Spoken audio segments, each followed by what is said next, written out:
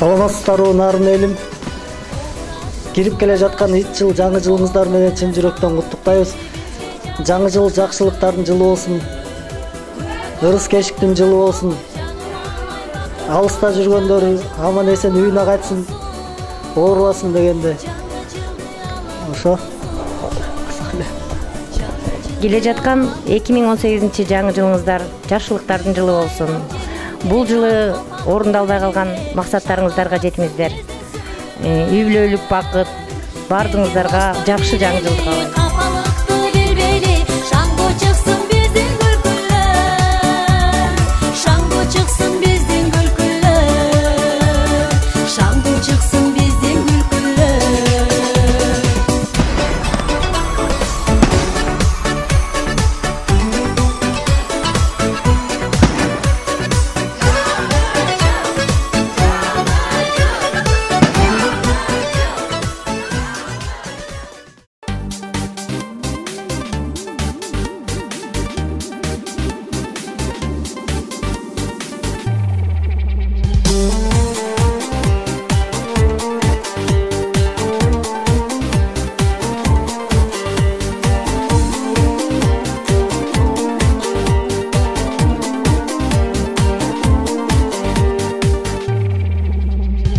Jaylonun salkın tağınday, Jaşonun ömü şağınday, Yüzünde şaktığı oynoso, Jürögün tokuyt, narınday. Jürögün tokuyt, hey, jürögün tokuyt, oy, jürögün tokuyt, i narınday. Jürögün tokuyt, hey, jürögün tokuyt, oy, jürögün tokuyt, i narınday. Narınday güldü jağımı, narınday uçpöz jarığı. Samayın sılap ito jeli, sağın tap süyü jalını. Sağın tap süyün, ey, sağın tap süyün, oy, sağın tap süyün i jalını. Sağın tap süyün, hey, sağın tap süyün, oy, sağın tap süyün i jalını.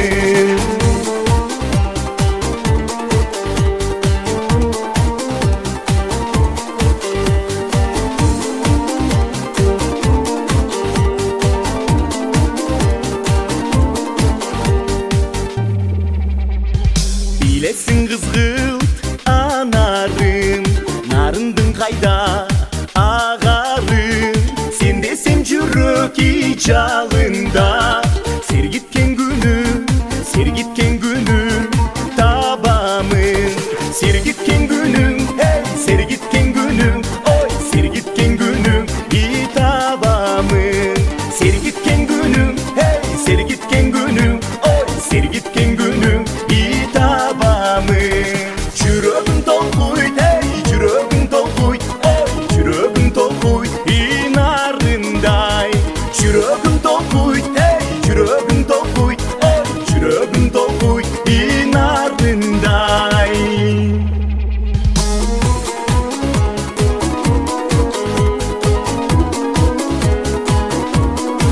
Вот сейчас я сижу в кафе «Гранат» или ресторан «Гранат». Ну, среди нарынцев. Я сам не нарынец, но как почетный гость сижу здесь во главе стола и хочу сказать, что 2017 год прошел, вернее проходит, да? Это год столетия Великой Октябрьской социалистической революции, а совсем недавно был столетие ВЧК КГБ СССР, где который окончил, высшую школу КГБ окончил. Поэтому для меня это был большой праздник. Вот наступает 2018 год. Я, главное, прошу Господа Всевышнего, чтобы через 100 лет не повторились события 1918 года. Чтобы не был больше, как вы знаете, в 1918 году после покушения на Владимира Ильича Ленина был объявлен красный террор. Когда я учился, я знаю, что в первый день красного террора погибло 11 тысяч человек сразу. С этого началась гражданская война. А я теперь хотел, чтобы 2018 год, это мое пожелание и просьба к Всевышнему, чтобы 2018 год начался не с кровавой резни, а с добрых дел. Потому что сейчас же обстановка такая же в мире. Накаляет все время, и все эти эзотерики, предсказатели, все говорят, что все дело идет к войне мировой опять. Вот не дай бог, чтобы наше поколение, мы уже наши деды отвоевали то, что надо, столько крови пролили, хватит. 2018 год желаю мирным, а для Кыргызстана, чтобы он был счастливым, поскольку наши чаяния были, чтобы власть менялась мирно в результате настоящих выборов. Вот первый раз мирно перешла власть. За 25 лет одна драка шла. То с узбеками, то сами с собой дрались. Теперь, чтобы 18 год был тынч, кыргызча айткандай, да? Туркча айтат барыш, орысча мир, по-арабски салам. Ассаламу алейкум, рахматуллахи ва баракату. Спасибо. Мен эмне деп тилемекмин, ушу нарындыктардын, жердештеримдин ушу түзгөн коому бекем болсун, ынтымактар арта берсин. Жаңы жылда жакшылыктарды тилейм. Ар бир адамдын алдыга койгон ой максат тилектерин Алла Таалам кабыл кылсын. Алыста жүрөсүңөр балдарым, аман болгула, бар болгула, ден соолугуңар чың болсун, бөйдө кырсык, бөйдө кадам тышкары болгула. Тасторкондор такай жакшылыктарга жайылып турсун. Ата эне бир туугандарыңар менен аман эсен болгула. Келе жаткан 18-жыл ар бирибиздин алдыга койгон ой максат тилектерибизди ишке ашырсын. Урматтуу Нарын Теңир Тоо коомунун мүчөлөрү, бардыгыңыздарды келе жаткан жаңы жылыңыздар менен куттуктайм. Бардыгыңыздарга чын ден соолук, узун өмүр каалайм. Ойлогон ой максаттарыңар ишке ашсын. Эски жыл биз үчүн жаман жылдардан болгон жок, абдан жакшы жылдар болду. Биз могу коомубузду түзүп алдык. Башында 20 кишилик, анан 60 болдук, 60та мына 100дөн ашып атабыз. Мына бүгүнкү күнү корпоратив өткөзүп, бардыгыбыз жүздөшүп, көрүшүп, таанышып, жакшы жолугушууга келип отурабыз. Бүгүнкү майрамыбыз жакшы өтсүн. Дагы жаңы жылыбыз абдан жакшылыктарды алып келсин. Мындан да көбөйөлү, бекийли, чыңалалы. Бир туугандар, бардыгыбыз бир тууганбыз. Өмүрүңөр узун болуп, келечегиңер кең болсун. Келе жаткан жаңы жылыңар менен кымбаттуу мен нарындык жердештерим. Ушул Москвада бирөөнүн эли бирөөнүн жеринде жүрсөк да ушундук кооп түзүп алып өзүбүзчө ушинтип кооперативде чогулушуп барбыз. Баарыңарга келе жаткан жаңы жыл жакшы жылдардан болсун, ийгилик алып келген. Баарыңарга Москвага эмне максат менен келсеңер, эмне ой менен келсеңер, ошол оюңардын баары ишке ашып, өзүбүздүн Кыргызстаныбызга аман эсен кетели. Баарыңарга келе жаткан жаңы жылыңар менен ден соолукта болгула. Ишиңерге ийгилик. Урматтуу Нарын коомунун туугандарым, силерди бүгүнкү келе жаткан жаңы жыл майрамыңар менен куттуктайм.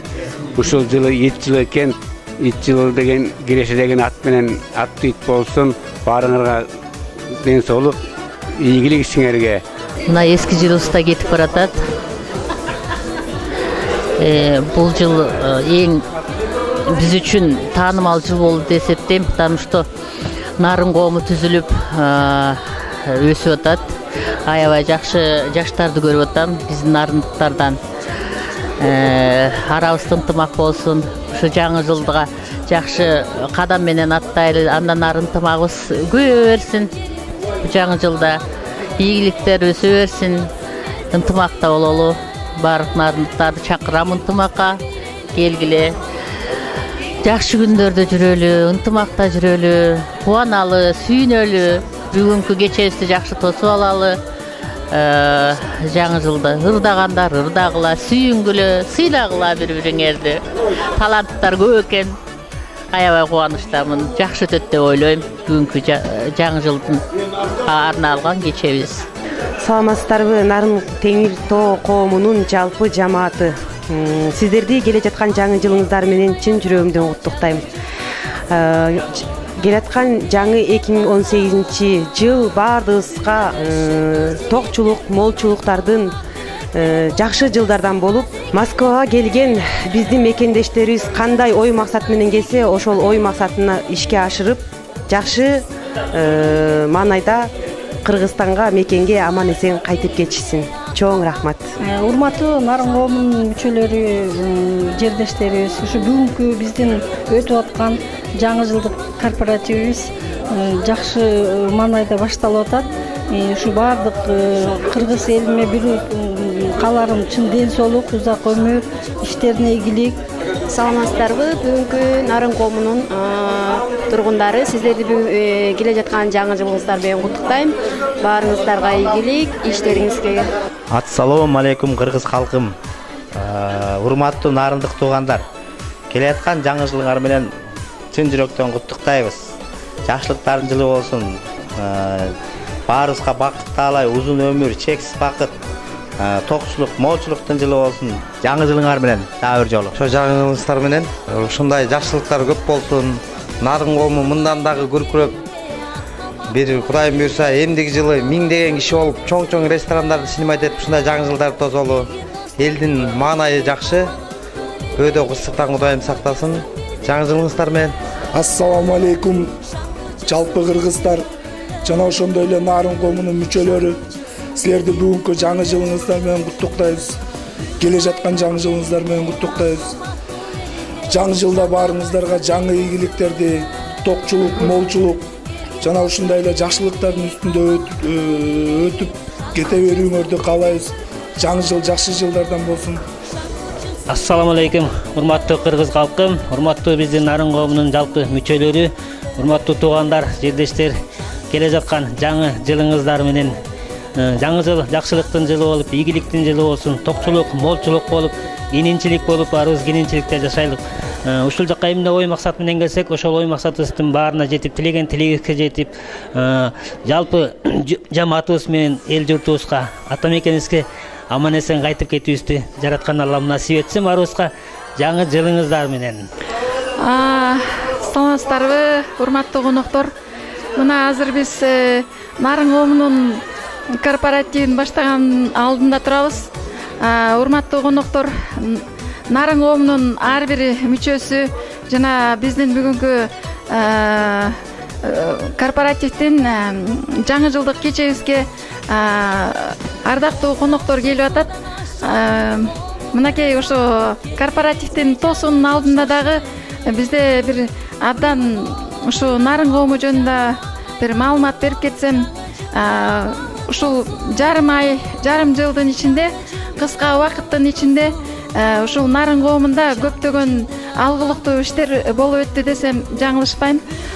Ошону менен бирге бизде ушул чет элде жүрүп, Москва шаарында мигрант болуп, мусапыр болуп, 2 саат үйүңөн 2 шаг алыстасаң мусапыр кейпиңдесиң дегендей, баардыгыбыз ушул жерде мекенден алыс жүрсөк дагы ушунчалык бир биримдикте, ынтымакта уюшулуп, өзүбүздүн коомубузду түзүп алганбыз. Мына коомдун атынан көптөгөн жакшылыктар болуп атат, кайрымдуулук иштерди аткарып атабыз. Кудайдын кулагы сүйүнсүн. Ушунчалык биз ынтымактуу эл экенбиз. Мына бүгүн дагы ушинтип жаңы жылды тоосунун алдында турабыз. Жаңы жылыбыз эми ушул жалпы кыргыз элибизге жакшылыктарды алып келсин, байгерчиликти алып келсин, токчулукту алып келсин, асманыбыз ачык болсун, тынчтык болсун. Ушу жаштарыбыз өнүп өссүн, келечек муундардын алдындагы даңгыр жолу ачылып, бир чоң бейиш жашоо орносун. Ушул 2018 жылы келаткан жаңы жылыбыз көптөгөн жакшылыктардын баарын алып келсин. Ылайым жакшылыктар көп болсун, аманчылык болсун. Баягы жаманчылыкты аманчылык жеңет. Эң башкысы аманчылык болсун. Биримдик, ынтымак болсун. Ылайым эле ушу Нарын коомубуз өнүгүп өсө берсин. Ассаламу алейкум, урматтуу Нарын коомунун жалпы мүчөлөрү, ушундай эле Нарын жергеси, жалпы эле кыргыз журтум келе жаткан барыңыздарды 2018 жаңы жылыңыздар менен куттуктайм. Буюрса, бул жылдагы жаман жылдардан болгон жок, жакшы жылдардан болду. Бир канча ийгиликтерди жараттык дегендей. Ушу баарыбыздын башыбызды бириктирип турган, баарыбызга бири-бирибизге өбөк-жөлөк боло турган башка жерде жүргөндө Нарын коому түзүлдү ушул жылы. Бул да бир жакшы жетишкендик, ийгилик. Мындан кийин жаңы жылда ошол Нарын коомунун иши алга жылып, Нарын коому мындан дагы кыргыз элине, кыргыз журтуна таанымал коомдордон бири болсун. жаңы жылыңыздар менен кирип келе жаткан ар дайым бар болуңуздар. Урматтуу мекендештер, келе жаткан 2018 жылыңыздар баарыңыздарына кут болсун. Келе жаткан жаңы жыл ийгиликтүү жылдардын, жетишкендиктердин жылдардын, жемиштүү, жеңиштүү жылдардан болсун. Жаңы жылда жымайып баарыбыздын жүзүбүздөн кетпесин. Элибизде, жерибизде, мекенибизде жетишкендик болсун, токчулук болсун, молчулук болсун. Өтүп бараткан 2017 жылкы Кудай буйруса саясий жагынан да, коомчулук тарабынан дагы ийгиликтүү жылдардан болуп эсептесек болот. Бирок анча-мынча табияттуу кырсыктар болду. Бирок баары жакшы болуп өнүгүп келатат буйруса. Мына жаңы жылда ушундай кырсыктардан жараткан сактасын. Сыртта жүргөн мекендештерим баары аман болсун, ден соолукта болсун. Тилеген ой максаттары орундалсын. Дайым ушу жакшылыктардын үстүндө жолугушуп, бала бакырабыз менен, тууган туушкандарыбыз менен аман болуп, элибизди, жерибизди ойлоп, элибиздин, жерибиздин аброюн чет мамлекетте көтөрүп, бактылуу болгула барыңыздар. Жаңы жылыңыздар дагы бир жолу кут болсун. Ийгиликтүү, жемиштүү, жеңиштүү жылдардан болсун. Мекендештер, келе жаткан жаңы жылыңыздар менен бул Нарын коомунун жаңы жылдык кечеси жакшынакай дасторконунда турабыз. Келе жаткан жаңы жылыбыз ит жылы дейт. Иттин тилеги аябай жакшы тилейт. Себеп ушул үйдүн ээсине кут берсе экен, ушул үйүбүз тоюп турса экен, ошонун жугундусун ичсек экен деп иттин тилеги жакшы тилектердин бири деп айтсам болот. Ошондуктан келе жаткан ит жылыбыз кут болуп, алыста жүргөн жердештерибиз, Кыргызстанда жүргөн эли журтубуз аман болуп, жаңы жыл жакшылыктын жылы болуп, эч качан согуш болбосун, балдарыбыз өнүгүп өссүн, дасторконубуз ар дайым жайылып турсун. Ушу жаңы жылыбыз жакшылыктардын жылы болсун деп эле эсептейм. Ассаламу алейкум мекендештер. Мына бүгүн Нарын коомунун жаңы жылга карата уюштурган кечесине келип отурабыз. Эмне демекчимин? Келе жаткан жаңы жылыңыздар менен чын дилден куттуктаймын. Алла таалам бизге тынччылык, аманчылык берсин, Кыргызстаныбыз өнүгүп өсө берсин. Жана көптөгөн бул Москва жергесинде жүргөн мигранттарга ден соолук жана тилеген ой максаттарына жетишип, көптөгөн ийгиликтерди ашып, өзүбүздүн Кыргызстан жергибизге, сүйүктүү элибизге Алла таалам насип кылсын. Дагы бир жолу бардык инсандарды, бардык биздин жердештерди келе жаткан жаңы жылы менен чын дилден куттуктаймын. Бар болуңуздар, аман болуңуздар. Ассаламу алейкум туугандар. Нарын коомунун атуулдары, баарыбызга ийгилик. Келе жаткан жаңы жыл эмес, Кудай бизге жакшылыктарды алып келип берсин. 2018 жылы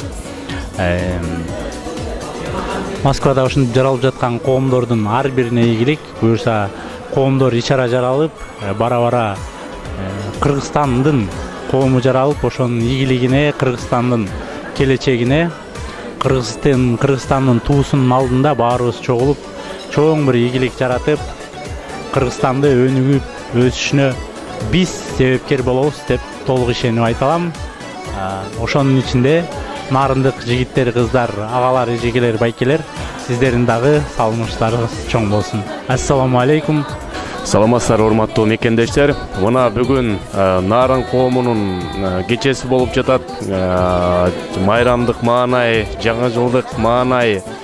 Ошо Нарын коому жаңы түзүлүп, биринчи батаны шарты тире чоң жылкы менен баштаптыр. Жолу ачык болсун Нарын коомунун. Жакшылыктарды, ийгиликтерди каалап кетмекчибиз.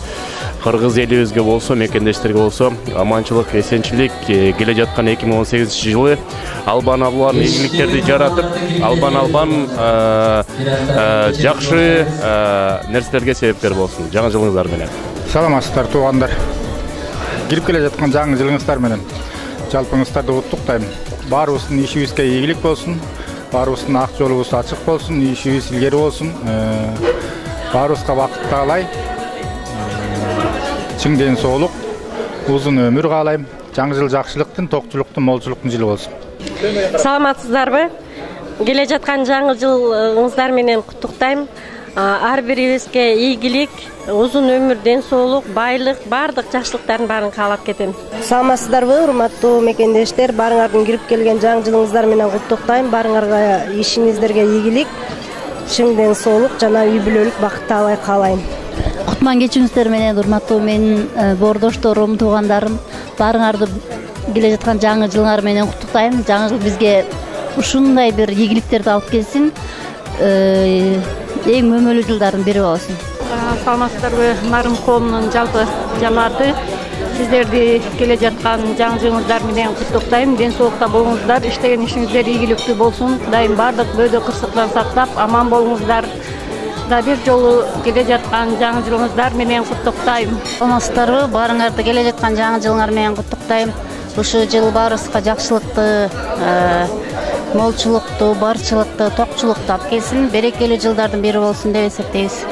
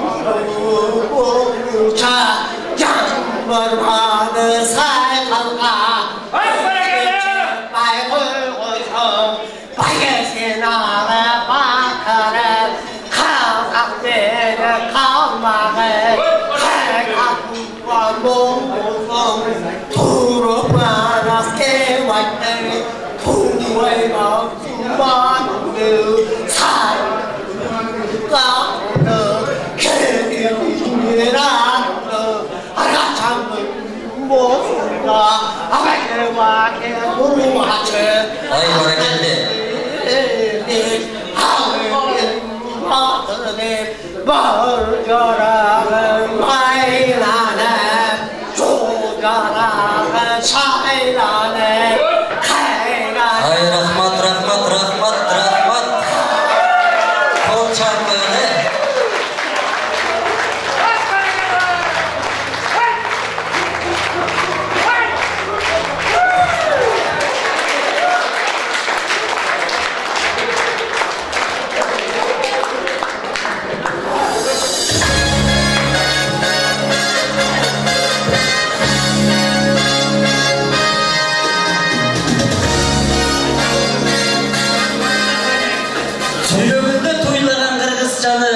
Өзөгүндө куюлган кыргыз каны, салттын сактап урпагына мурас кылган.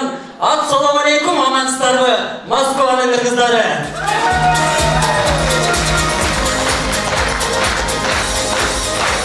Мына бүгүн Гранат кафесинде өзгөчө шам, өзгөчө майрам болуп турат. Бүгүн Нарын коомунун жаңы жылга карата уюштурулган кечеси болуп атат. Ушул жерде кечебизге куш келипсиздер.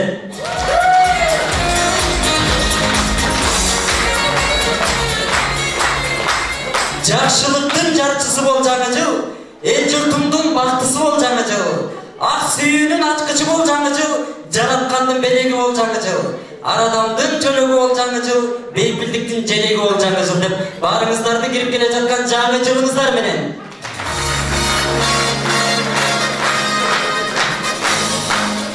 Мына бүгүн кечебизге атайын арналып жайылган дасторконубузга бата берип алгандан баштасак, дасторконго курутмай жер жемишти койдуруп, Эдил байкебизге бир жылкыны сойдуруп, анан ар бирибиз жарашыктуу кийим кийип алып туруп, ушул жерде чогулуп отурабыз. Ошол эң биринчи кечебизди бата менен баштабасак, Кыргызымда бата бар, бата берген аталар дейт. Ушул дасторконубузга ак тилек батасы менен Муса атабыздын ак тилек батасын алып алып, анан кечебизди баштасак, кечиресиздер, Мусаны Марат атабызды, Марат ата келиңиз, дасторконубузга бата берип койсоңуз.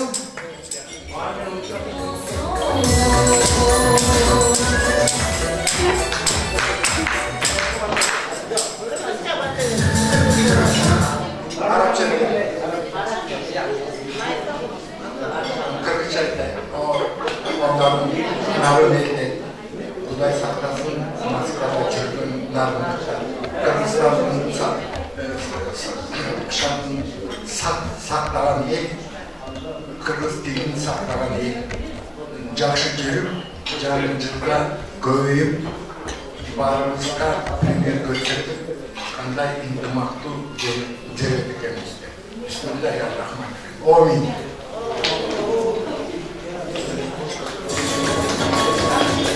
Қараңыздар, Омин деп бата кылып отур. Эки алдыбызда аш койдук, эки колду бош койдук дегенди дасторконго караңыздар. Анда эмесе бүгүнкү күндү программасы менен тааныштыра кетейин. Ары бери баспайбыз, тартипти жакшы сактайбыз, андырак болмой, тамеки такыр тартпайбыз. Мына бүгүн ушул кечени Ак Таланын кулуну Москванын азырынча тургуну Сыймыт Эсенбаев деген жигит жетектемекчимин.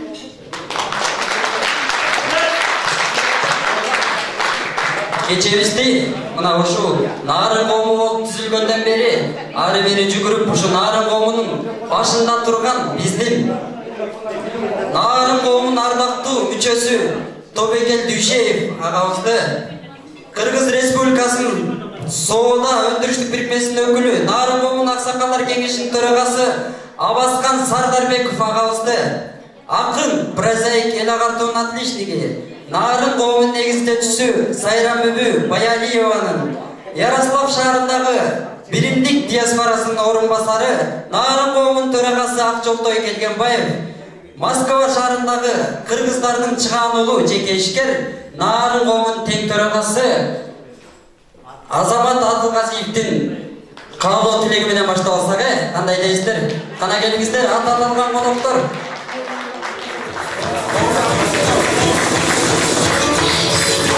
Кана келиңиздер. Ушул коомдун мүчөлөрүнө өзүңүздөрдүн жаңы жылдык каалоо тилегиңиздерди жана коом жөнүндө кыскача маалымат айтып кетсеңиздер. Кана келиңиз улуулата сулуулата баштайлы. Саламатсыңарбы, урматтуу туугандар, кыргызстандыктар, дарындыктар. Бул Россияга улуу урушуна чоң таазим кылабыз. Сенкенде Советтер Союзунун оңуна келип, окуп, иштеп, төлөп турган адамдардын баары, докторубуз да бар, чакырылган, посолубуз да бар, дипломат, консулубуз да бар отурат да ошол жердечи. Ошон үчүн ушу Советтер Союзунун убагынан бери келген биздин аксакалдарга нарын коомунан бир кол чаап койсок.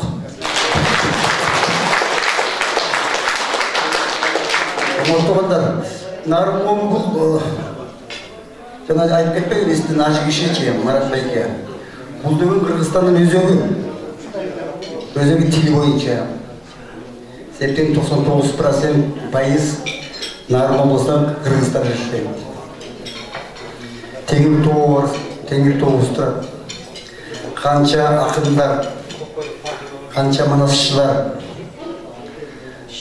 ошондон чыккан окумуштуулар, ошон үчүн ошонун тукумдары, урпактары Москвага келишип, шартка жараша биздин көбөйүп кетти. Эгер биз келгенде Кыргызстан боюнча бир 6-7 киши бар болчу. Азыр болсо нарын коому ачылгандан бери 100-200 болуп атат. Бири-бирин таанып атышат. Чыган жигиттердин баары ушинтип чогултуп, ар бир ай сайын өзүнүн моюн калышып, аксакалдардын күнүн, жаш студенттердин күнүн өткөзүп атышат. Мунун баары чоң ийгилик. Ошон үчүн урматтуу эрдештерим, туугандарым, бул мекалаттуу аксакалда келмек, баары ооруп калыптыр. Сепин шартып коебуз, Москвада жашаган улуу адамдарыбызды дайым чакырып, ошордо акылын угуп, сөзүн угалы депчи. Анан 93-тө улуу отун согуш катышуучусу атабыз бүгүн келип ооруп калыптыр. Ошон үчүн баарын ошол жерден чоң салам. Дагы урматтуу жерлештерим, баардык кыргыздарым, силердин жаңы келе жаткан 2018 жылын куттуктайм, бактылуу алыңыздар.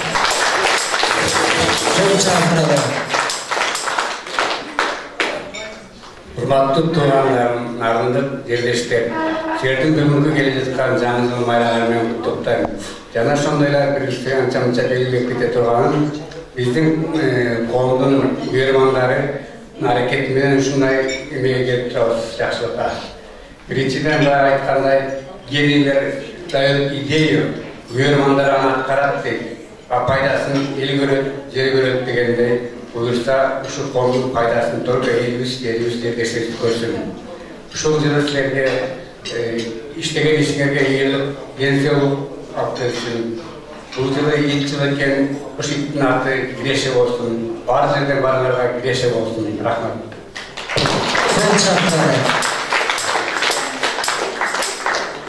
Саламатсыздарбы, бүгүнкү кеченин ардактуу меймандары жана ошо нарын коомунун жалпы мүчөлөрү, бир туугандар, жалпы кыргыз бир туугандарым, келе жаткан 2018 жылкы ит жылы менен баардыгыңыздарды куттуктап кетмекчимин.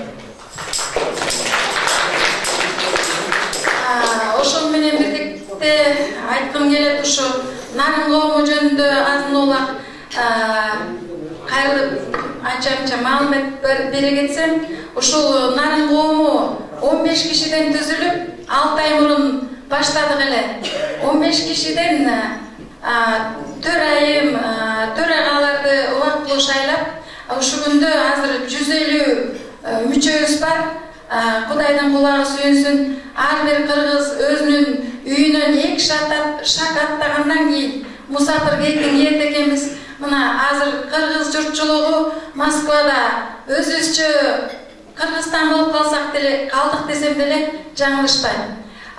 Ошо кыргыз диаспорасы болобу, москвалык кыргыздардын арасында көптөгөн коомдор бар. Ошол коомдор эмне үчүн түзүлөт? Ошол кыргыз элибизге, жерибизге ар бир ата журтубузга мекенибизге кызмат кылалы деп түзүлөт деп ойлойм. Бул Нарын коому түзүлгөндүн себеби ушу мусафир кепин кийип жүрсөк дагы, мигрант болсок дагы, ушу өзүбүздүн мекенибизге болобу, Москвада болобу, кайсы бир чет өлкөдө болобу, бир колубуздан келген жардамдарды көрсөтөлү деп уюшулду да. Ушул коом түзүлгөндө кичинекей бир ооруп калган адамдарыбыз болду. Алардын дары-дармегин жеткиргенде каза болгон адамдардын сөөгүн үйүнө чейин жеткирип берип көптөгөн кайрымдуулук иштери аткарылды. Андан тышкары аш чаралар болуп атат. Көптөгөн даталуу күндөрдү өткөрүп атабыз. Анан бүгүн мына мынтип жаңы жылды ушу сиздер менен бөлүшүп, жакшынакай жаңы жылга каалоо тилек баталарды ырыскы шериктеш болуп, насиптеш болуп, ушундай бир дасторкон үстүндө кездешип атканыбызга абдан кубанычтабыз.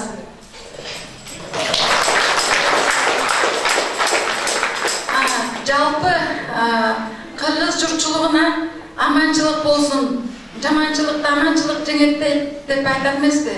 Ошол себептен эң башкысы деле ушу кайсы элде, кайсы жерде болсок дагы аманчылык болуп, ушундай бир тойлорду, көптөгөн жакшылыктарды тең бөлүшүп жүрө берели.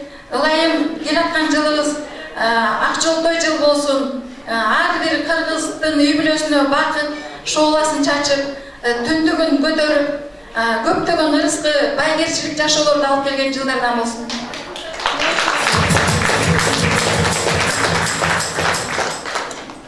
Ассаламу алейкум. Бүгүнкү биздин кеченин коноктору, жердештер, биз эмне дейле? Бизге бүгүн атайын конокторду чакырдык эле, биздин ушул Нарын коомунун жаңы жылдык кечесине деп. Марат байке биздин уже аксакал атабыз болуп калды. Биз башына түзүлгөндөн бери төрүбүздө отуруп, батасын берип, каалоо тилегин айтып, орусчасын орусча, кыргызчасын кыргызча сүйлөп келе. Марат байке чоң рахмат. Мен бардыгыңыздарды эже байке деп эле айтайын. Бул жерде отурганда Райым байке, сизге да чоң рахмат. Райым байке мынакей кыргыз Москвадагы кыргыздардын коомчулугун бириктирип, ошо аксакалдар кеңесин түзүп, ошону жакшы бир эме кылып келатасыздар баштап. Сизге да рахмат, ушу бүгүн биздин төрүбүзгө келип, конок болуп отуруп бергениңиздерге. Турсунбай байке, мынакей сизге дагы чоң рахмат. Жакында эле Кыргыз биримдигинин төрагасы болуп шайландыңыз эле. Өзүмчө барып сизди куттуктадым. Нарын коомунун атынан дагы, нарындык жердештердин атынан дагы бир жолу куттуктайбыз байке. Сиздер Москвадагы биз чет региондордогу диаспоралардын башында турсак, сиз Москвадагы биздин уюгубуз болуп, Россия империясындагы кыргыздардын уюгу болуп турган Москва шаарында сиз ошол кыргыз биримдигин жетектеп баштадыңыз. Уже ишиңизге ийгилик байке. Колдон келсе кыргыздардын бир ынтымакты бир жогору коюп, ошо кыргыздарды бир бириктиргенге аракет кылыңыз байке. Кыргыз биримдигинин аты да жакшы биримдик. Сизге ишиңизге ийгилик. Бул жерде Ысыкөл коомун түптөгөн эжекебиз Токтоган эже, төрайым эжеке, сизге да рахмат. Мынакей сиздер Ысыкөл коомунан деп сиз кубаныч төрөгөнүңүздөр Акбар байке келишкен эле. Акбар байке азыр СМС жазып жибериптир, бошой албай атам, жете албай атам деп. Бирок Акбар байкенин жакшы каалоо тилектери бар. Акбар байке всегда айтат, биз кыргыздарды коом, Ысыкөл коому, Нарын коому, жети областтын коомун түзөлү дагы кайра бириктирип бир коом бололу депчи. Биз только ынтымакка чакырган коомдордон бололу. Биз Нарын коомунун бирден бир биздин эмебиз дагы ошол, только ынтымакта бололу деп. Анан бул жерде баягы бөлүнүп Нарын коому, Ысыкөл коому, деги Жалал-Абад анымуну деп бөлүнгөн менен бул бир чети жакшы экен. Зато ушундай бири-бирибизге бир туугандар деле агасынын үйүнө, инисинин үйүнө, карындашынын үйүнө конок барат экен. Ошондой болуп сиздер бири-бирибиздин төрүбүздө ушинтип конок болуп келип туруп, бир нерсе шылтоо чогулуп, сый көрө берели. Бул жерден дагы бир биздин алыстан келген менин досум, жакын досум, биздин ошо коомдун башында мага биринчилерден болуп, мондай дең күч берген, мени төрөгө шайлап атканда биринчилерден болуп дем күч берген. Эч нерседен коркпой, эч нерседен тайманба, давай мен турам деп. Мен ушул Москва шаарына келгенде дагы мени бирден бир таянып ишенип келген досум Азамат Абылгазиев, муну көпчүлүк тааныйт. Ошол Азамат досубуздун Кыргызстандан биздин апабыз келдилер. Сиздерден сураныш, жалпы кол чабып койсоңуздар жакшы болот эле. Просто Азаматтын көп пайдасы, жакшылыгы бул жакта калбайтпай 80-90% кыргыздар көрүп келатабыз. Чоң рахмат. Биздин эжекелер, уллаган эжекелер дагы төрүбүздө отурат. Бизге дайыма мага акыл насаатын, жакшы сөздөрүн айтып келген Зыйнат эже, сизге да чоң рахмат. Шайыр эже, сизге да чоң рахмат. Сармерденди уюштуруп туруп, бизге биреме кылып туруп, биздин башыбызды дагы бириктирип, ошо Сармерденден кийин дагы бирге мындай ынтымактуу боло түштүк да, биз дагычы. Сизге да чоң рахмат эжеке, ошо Шайыр эжеге да бир кол чабып койсоң жакшы болот эле. Биздин Москвада канча деген кыйынчылыкта баарыбыз иштеп келгенбиз, канча деген кыйынчылыкта жүрөбүз. Ошого карабай ушу маданият жагын алып, оор күн, кыйын күн мына карабай ошол Сармерденди уюштуруп келатат. Эжеке, сизге да чоң рахмат, ийгилик таазим кылабыз. Биздин дагы бир ушул жерде конокторубуз. Биз баягы сырттан алып бири-бирден чогултуп келсек эле, мап негизи өзү ошондой. Биригип келип айланып келип, чогуу келип бир мап болуп калабыз да элечи. Маптын өкүлдөрү бул жерде отурат. Сиздерге да чоң рахмат. Куттуктап биздин сүйүнүчүбүздү тең бөлүшүп, калып тилегиңиздерди айтып келгениңиздерге сиздерге да рахмат. Ал эми калганы мен жалпы эле айтайын, биздин Нарын коомунун өкүлдөрү, агалар, эжелер, инелер, карындаштар, баардыгыңыздарга рахмат. Бүгүн ушул кечебизди жакшы, шамдуу, ойлогудай, көңүлдөгүдөй өткөрүп алалы. Баарыңыздарга рахмат. Ассаламу алейкум туугандар, коноктор, нарындык бир туугандарым. Нарындын өзүнүн тарыхта орду бар. Буюрса Москвада дагы Кыргызстандын, Нарын эмес, Кыргызстандын тарыхынын ордун калтырчу жигиттер, кыздарыбыз болот деп толук ишенем. Анан бүгүн кичине ак жол экөөбүз маектешип, белек берели деп чечтик элек. Анан кайра ойлонуп туруп, ошол белекти Нарын коомунун атынан калп айтпасам Баткенде Ая деген жаңы жакы кичине начарраак жашаган үй бүлөлөрдүн балдары окуган школго Нарын коомунун атынан бүгүн видеосун бизге жөнөтүш керек эле. Балдардын баарыңыздарга рахмат айтканым, окуу куралдарын биздин атыбыздан Нарын коомунун атынан жакшы бир кээ бир жетимдерге белек кылдык. Пророк пайгамбар айткан экен, ким жетимдин башын сыбаса, ошо жетимдин башында канча чач болсо, адамдын ошончо күнөөсү кечирилет деп.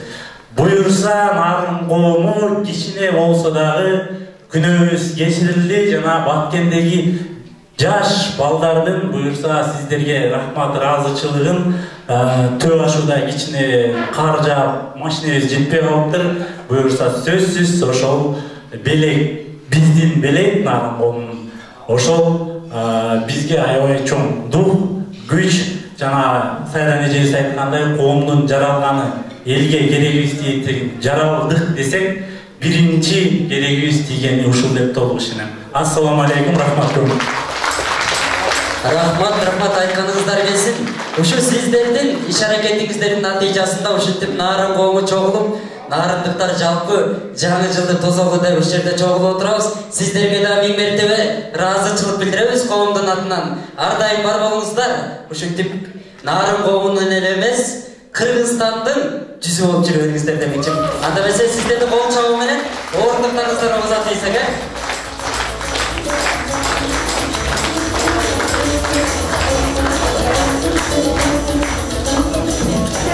Кана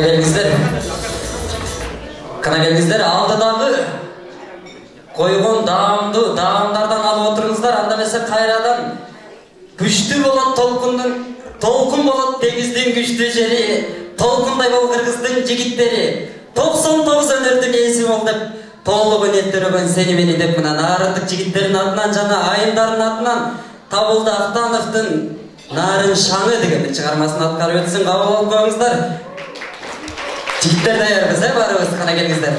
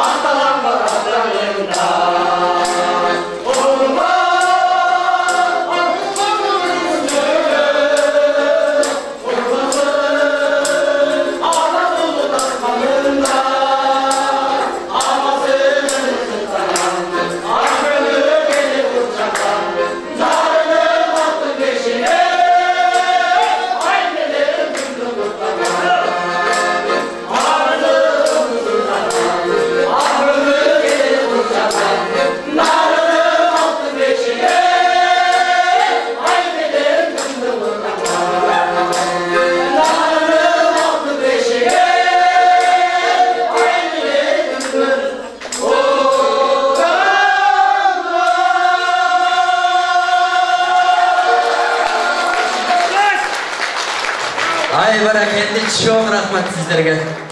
Kana gelgizler ornunuzlardan orun alıp verseniizler.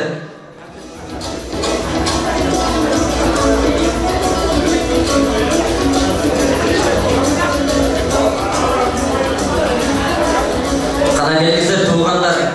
Ушундай bir toy болуп атат дейт туғандар. Bir жерде анан төрдө отурган жайлоодо жүргөнсөй тынчырап отурат туғандар, кана келиңиздер. Ушундай той болуп атат дейт туғандар. Ушундай тойдо отурганда бир төрдөгү апама чай жетпей калыптыр дейт. Анан не кыларын билбей баягы апам төр жакты караса эле бир кукла жатат дейт, мындай урчак. Анан карап не кылып ийсем деп, анан тиги урчакты алып апам тиги кукланы бетке чаап, ыйлабай жөн жатчы өлүм көрөйүн, сага эмес мага чай жетпей атат деген турбайбы. Кана баарыңыздарга чай жетип атабы туғандар? Кана алдыңыздарга коюлган аштан алып отуруңуздар. Кайрадан эле ушул нарын эли, нарын жери меймандос элдерден болот экенбиз. Ушул баарыбыз ушул жерде кечебизге атайын конокторду чакырдык эле. Кыргыздын кең таласы жайнаган дейт туғандар. Казанына эти деле чайы деле кайнаган. Сыйлашалы, сырдашалы туғандар, биз өтөбүз өмүр деген дайрадан дейт. Ошондуктан биз бүгүн кечебизге атайын конокторду чакырдык эле. Ошо конокторго кеп кезегин сөз кезегин берип алсак, Россия Федерациясындагы Кыргыз Республикасынын элчилигиндеги советник, посланник, биринчи консул, США, Араб жана Түркия мамлекеттеринде консул жана башка жооптуу кызматтарды аркалаган Асанкулов Марат агайыбызга, Кыргыз Республикасынын элчилигинин экс өкүлү, Москва жана Москва областынын Аксакалдар кеңешинин мүчөсү Райымкулов Аттокур агабызга, профессор Турсунбай Кубатбеков агабызга сөз кезегин, кеп кезегин берсек, кана келиңиздер, ататылган коноктор. Биздин кадырлуу конокторубуз.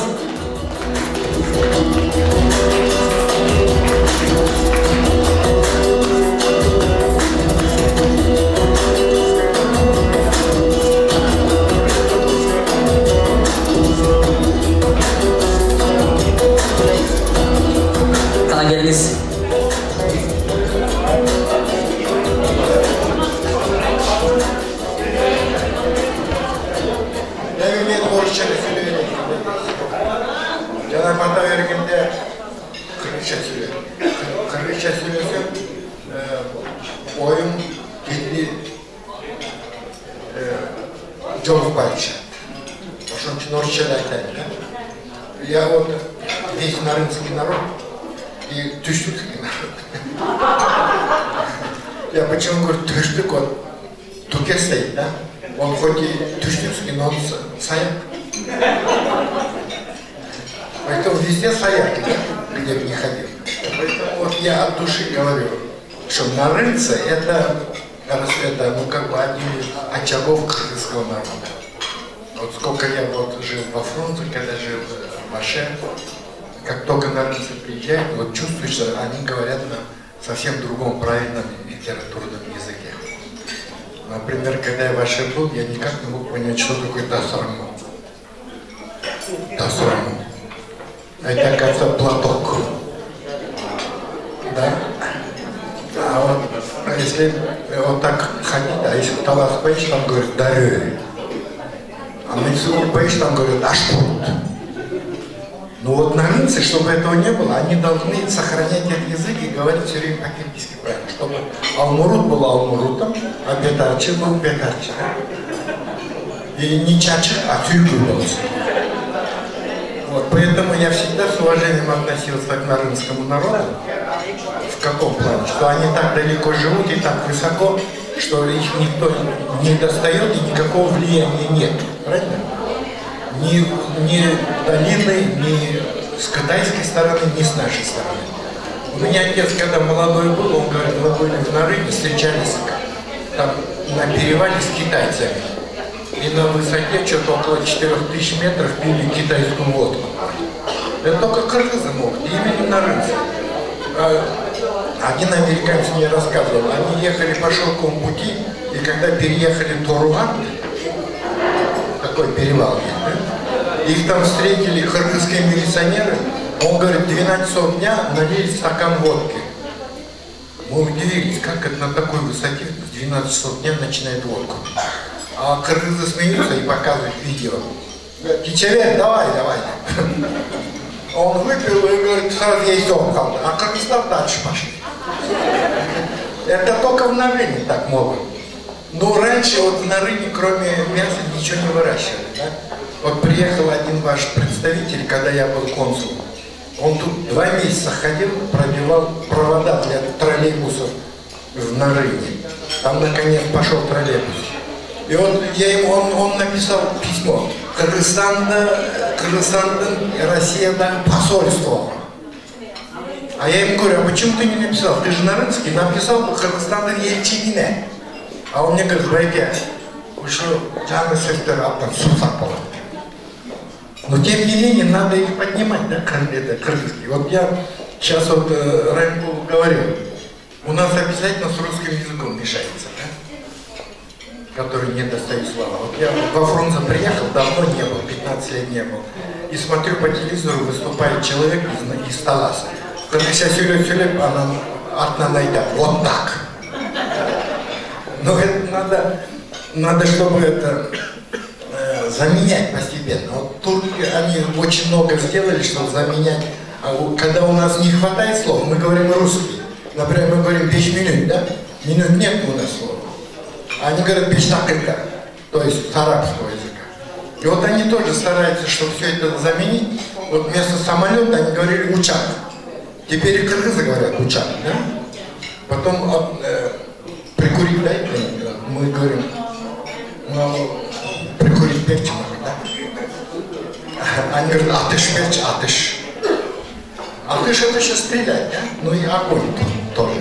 Ну, не в этом дело. Главное, что там вот все-таки еще сохраняется киргизский язык и киргизские обычаи.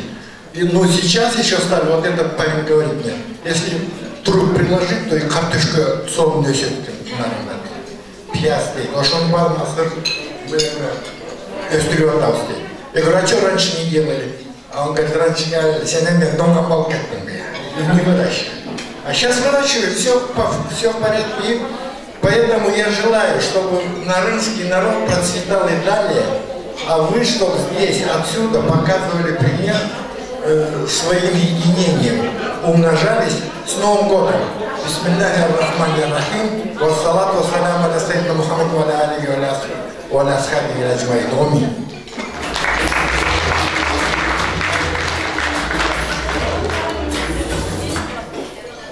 кутмандуу кечиңиздер менен урматтуу нарындык мекендештер, кадырлуу аксакалдар, дасторконубуздун көркүндө отурган биздин ар бирибиздин ушул жерде эгиндик тамган жерибиз, мекенибизден келген биздин чыгаан жигитибиз Азаматтын апасы, биздин апабыз. Кош келиптириз апа, атыңызды билип келгенсиз.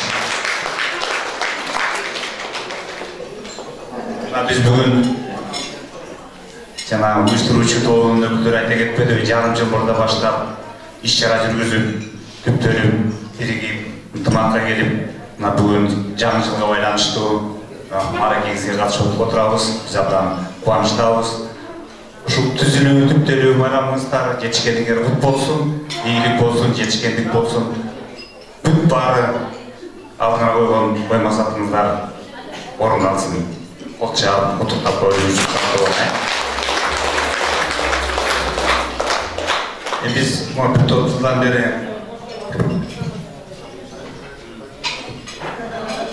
өз ара аралашып, ар кандай деңгээлде мамиле түзүп эле жүрөбүз. Мына жакында эле бул жерде Ак Тилек жаш коомунун демилгеси менен, аксакалдардын демилгеси менен аксакалдар кеңеши алгач түзүлгөн, андан кийин коомдук кеңеш деп коебуз, кыргызча которгондо. Орусча координационный совет деп коет, анан маанысы бирдей эле го. Ошону түзүп жакында 24-нде ошол жерде отурган меймандар да катышып келишти. Кана бериңиздер тургандар, тоз калды, тоз. Баарыбыз чогулуп, ынтымакта, биримдикте жаңы жыл байрамдадык. Ошол баарыбыз бул жерде отурган мен таанып атам, баары катышып жакшы деңгээлде өттү го деп ойлойбуз. Буюрса бул айтарымдын себеби чоң баннер жасаганбыз. Надырбек баш болуп, Кубанычбек катышып, Азамат өздөрү логотипин жиберип дегендей эсептеп санап келсек, бул жерде коомчулук уюмдардын расмий түрүндө, коомчулук түрүндө түзүлгөн 54 коом бар экен. Бүгүнкү күндө ушу баннерге батпай тиягына биягына болуп, анын бийиктигин, эндигин чоңойтуп 2,5-4 метр жасап, ушу 54 уюмду батырып, мына 24-нде байрамдадык. Бул айтарым себеби барган сайын коомдор көбөйүп баратат, өсүп баратат, өнүгүп баратат. Бул жакшы нерсе. Бул диаспора деген түшүнүк бар эмеспи? Сөздүктө, Википедияда бул Россияда кыргыздардын жалпы барыбыз, биз кыргыз диаспорасына киребиз. Кээ бирге бир аз туура эмес түшүнүк пайда болуп калат. Диаспора демек мурдагы жашап калгандар, кийинки келгендер, алар өздөрүнчө коом деп. Жалпы кечээ эле мурдагы эле 10 жыл эле Турсунбаев 38 жыл мурда келген Москвага. Байкем 45 жыл болду, 50 жыл болду Москвада жашаганына. Баарыбыз кыргыз диаспорасы болуп эсептелебиз. Ошон үчүн мына биримдикте, ынтымакта өнүгүп келатабыз. Эми армяндар, грузиндер, булар 1,5 жылдан бери бул жерде жашап түптөлүп калышкан. Буларды көрүп атасыңар, кандай деңгээлде саясат жагынан, бизнес жагынан, башка тармактан өнүгүп келе жатат. Буюрса биз дагы акырын ошого жетебиз, буюрса. Иншалла. Эми дайым үлгү катары, пример катары келтиребиз да, татар туугандарыбыз. Да биз келгенде 80-жылдары келгенде, алар Казанский вокзалда баягы тачка түзүрүп жүрчү. Биз аларга көзүнүн жүктөп аларга сүдүрүп койчубуз. Азыр алар кандай деңгээлге жетишти? Сабайдын орунбасары Антон болду да. Марат менен Байке Кабаева дагы деп. Баса Кабаева жөнүндө да сұрау керек, анда кимде анда текшерип көрүш керек. Ошон мен айтам, биримдиктен ынтымакта болсок, буюрса чоң-чоң жетишкендикке жетебиз. Мен дагы бир нерсени айта кетерdim. Россиянын президенттин алдында совет при президенте по межнациональным отношениям деген бир структура бар. Бул структуранын максаты бул жерде Россиянын жергесинде жашаган башка улуттардын өнүгүүсү, жүрүш-турушу, алардын Россияга кандай кызмат кылып атат, кандай жардам берип атат деген максатта түзүлгөн. Ошол совет при президенте по межнациональным отношениям диаспорадан өкүлдөрү киришет. Россиян жергесінде орташакта 800-900 қырғызстандықтар бар осы. Bir daha Kırgız diaspora oyunlarının öyküleri çok hoş olacaklar. Talış, Asiriyci, Kurdskaya diaspora öyküleri var olacaklar. Hem Urmantay Üsülayız, hem kanda kalp olsa da, kanda diaspora olsa da. Alanın sani bizge salıştırganda, көп olsa 150 grup vardır Moskva облысында. Ошолордун диаспора өкүлдөрү Советке киришет. Эмнече кыргыздар жок. Эмнече кыргыздардын өкүлү жок ошол жерде. Биз чогулуп калган жерде ошондой суроо пайда болот. Ошондо сунуш беришти. Бириккиле, барыңар ынтымакка келгиле, жалпы бириктире турган оюн түзүп бизге сунуш менен келгиле, биз караштырып көрөбүз деген. Эксперт катары киргизип атат азыр. Биздин сунуш этсеңер биз бир кандидатураны ардык деп. Эксперт совет при президенте по межнациональным отношениям. Анда bir çoğunluk kılaşağız ko kimden автобиографиясын беребиз да кылабыз. Акырын ошончул биз ошол жака умтулушубуз керек да. Себеби миллион кыргыз деп коебуз, миллион кыргыздын өкүлү ал жерде жок болсо, кандай жыйналыш болот, кандай чогулуш болот, ар айтылган сөз ал протоколдо жазылып калат. Ошон үчүн бул биздин калкыбызга, биздин элибизге, биздин бул жерде жүргөн мекендештерибизге абдан жакшы жардам болмок. Мигрант деген сөздү бунун эч кандай терс жагы жок. Бүгүнкү күндө эң өнүккөн, эң жогорку мамлекет Америка мамлекети. Бүт мигранттардан түзүлгөн мамлекет. Ошон үчүн биз кайра сыймыктанышыбыз керек. Бул жерде биз мигрант болуп жүрөбүз деп Россиян жергесинде. Башка мамлекеттерде биздин кыргыздар, биздин жердештер, биздин туугандар өнүгүү үчүн жүрүшөт. Ошон үчүн дагы жол барыңыздар, келаткан жаңычылыктар көп болсун, ийгиликтүү, жемиштүү, жеңиштүү жылдардан болсун. Бүт алдыңарга койгон максаттарыңар орундалсын. Жаңычылыктар кут болсун, нарын коомун түзүлүшүңөр кут болсун. Ийгиликтүү болсун. Рахмат.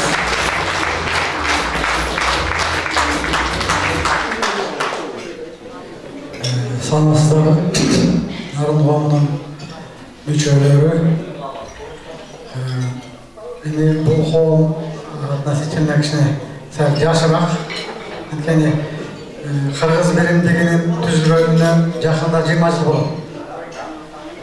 Биринчи түзгөндөрдүн ичинде ошо Аваз байке ошол Кыргыз Бирим деген түзгөндөрдүн бирөөсү ушул аксакал Райымбол Азмаматович мен өзү 8 киши түзгөнбүз. Юбилей жакындап калды. Бирок Кыргыз Бирим деген көп организация, көп жерлерде мүчө, Ассамблея народов России деп ошол жерде мүчө, Комитет по делам национальности ал жерде мүчө, до Москванын өкмөтүндө мүчө, бир жерде өзүбүздүн представительдер бар. Законный мен юста регистрация болгон жылдан бери айтатам. Ага чейин эле иштеп келаткан диаспора катары биринчи түзүлгөн уюм өзү ушул болгондо. Мына сиздер да жакында түзүлүп, жердештер бириңиздер менен бири-бириңиз таанышалы деп жакшы жумушту баштадыңыздар. Бул жерден мүмкүн бирөө пода болуп кетет. Бирөөнүн кызын бирөөнүн баласы алат. Наоборот, ошондой болушу мүмкүн. Ошон үчүн ушу жалпы Кыргыз Биримдигинин атынан сиздерди келе жаткан 2018 жаңы жылыңыздар менен куттуктайм. Баарыңыздарга чың ден соолук, иштериңиздерге ийгилик. Кыргызстанга кайра кайта тургандар аман эсен кайтсын. Кала тургандар бул жерде калышта көп эле кете албайт. Кетебиз деген менен бар эле кайра келишет. Мен деле 40 жылга жакын болуп калды, кетем деп жылда ойлойм, кете албай жүрөм. Ошон үчүн кайсы жерде болсок дагы аман эсен бололу. Иштериңиздерге ийгилик. Кийинки келе турган жыл ар бирибиздин үй бүлөгө жакшылыктарды алып келсин. Тойдо жолугуп, майрамдарда жакшы көңүл ачып жүрөлү. Рахмат айтканыңыздар келсин. Урматтуу туугандар, мушу менен пайдаланып, нарын коомунун жетекчилерине, Ардақ грамотасы тапшырып қоюға рұқсат етіңіздер. Қоғамдық кеңестің атынан, ақсақалдар кеңесінің атынан ұлытуымыздың рухани байлығын, салт санасын сақтауды, халқымыздың қылым кезген тарихын, байырғы маданиятын шетелге танытуда жана коомчулуктун өнүгүүсүнө кошкон салым үчүн Нарын коому сыйланат.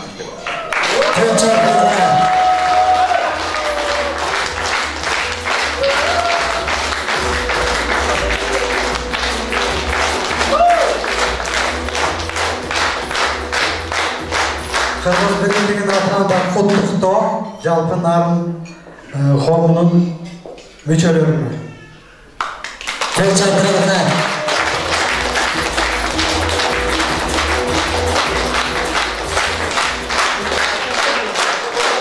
Чоң рахмат сіздерге. Ардайым разычылык билдирели Нарын коомунун атынан. Шу төрүбүздү ардайым орун алып эле жүрө бериңиздер. Рахмат. Кана келиңиздер, кайрадан сіздерге төрдөн орун берсек. Эх, Москва, Москва, бир горенем, бизге окшогон нарындыктарга койдуң келин дейт.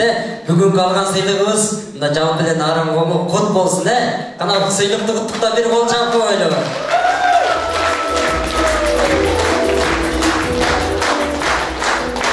Өзүбүз жаш болсок да мына мынтип эң алгач жакшы жешкендик ийгиликтерге жетишип отурабыз.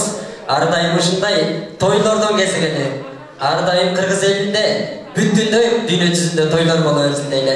Кана келиңиздер, кайрадан эле кечебизди алдыны көздөй уласак, бүгүн ушу кечебизге атайын Нарындан Аяз ата менен Аяз кызды чакырдык эле. Кечип атат, негедир билбейм, каякта калып кетти, догондон аша албай калдыбы, же каякта билбейбиз. Кана келиңиздер, анда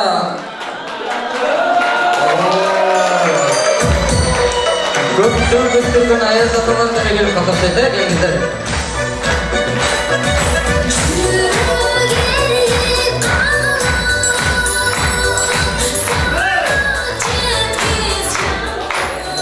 Кана келиңиздер, урматтуу Аяз ата, Аяз кыз, жакшы келип алдыңыздарбы, амансыздарбы?